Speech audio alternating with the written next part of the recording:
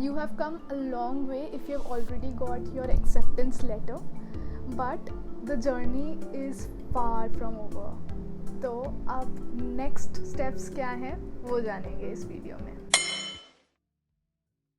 The first most obvious step would be to apply to more universities. That is what I did. After getting my first acceptance letter, I did not stop there. I did try to get into other universities, but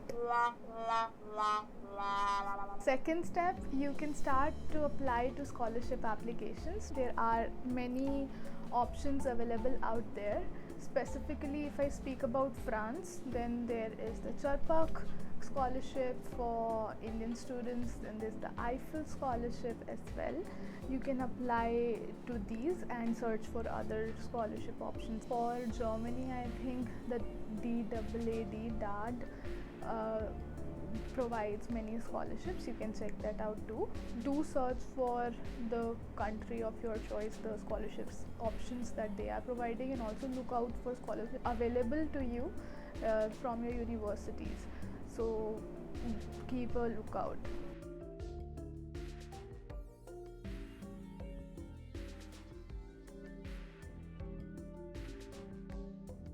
Third, the obvious step is to get a visa.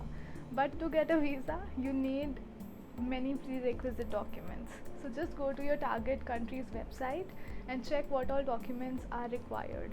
There might be cases and documents that you were not expecting to be there, so you need to set aside time to gather all those important documents. For example, for Germany, we require an APS certificate, and to get a APS certificate, it's an entirely different process in itself. It took me around 1 month to get the certificate, and the gathering of the documents to get the APS certificate was another task.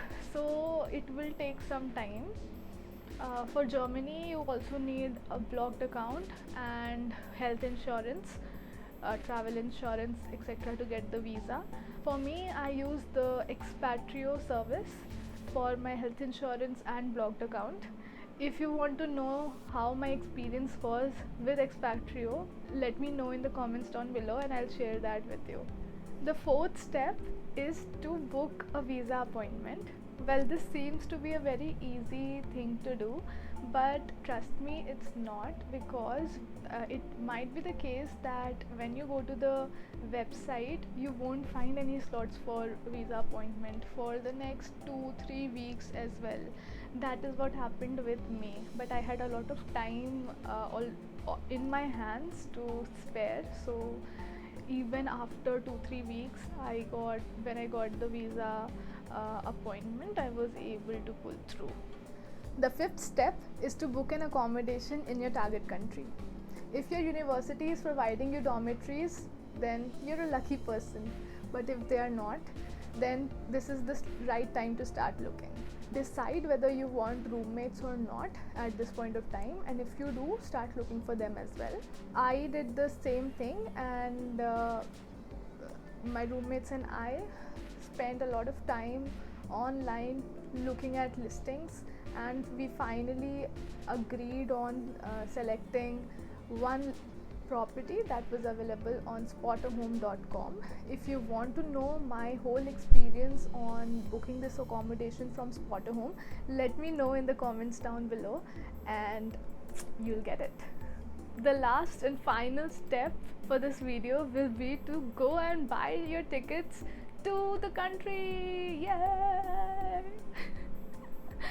So now you need to buy the tickets. Tickets will be expensive, so जितना जल्दी हो सकता है उतना जल्दी कर लेना ये. और अगर वीज़ा नहीं आया है और बुक करना है तो रिफंडेबल बुक कर लेना. वीज़ा आ गया है तो nice, and yes, go pack your bags. Hey guys, thank you so much for bearing with me till the end of the video. You might have noticed कि इस वीडियो में मेरा energy level थोड़ा कम था. That's because I'm not feeling very well. मैं पिछले 4-5 दिनों से फीवर में गुजर रही हूँ. I have so much more content lined up for you. the visa process. Then there are different things that I am doing before my departure to Berlin. So I am very eager to share all that with you. So stay tuned, subscribe to my channel if you have not, and just go look at my other videos if you are interested. I have shared the process for study abroad. Bye for now.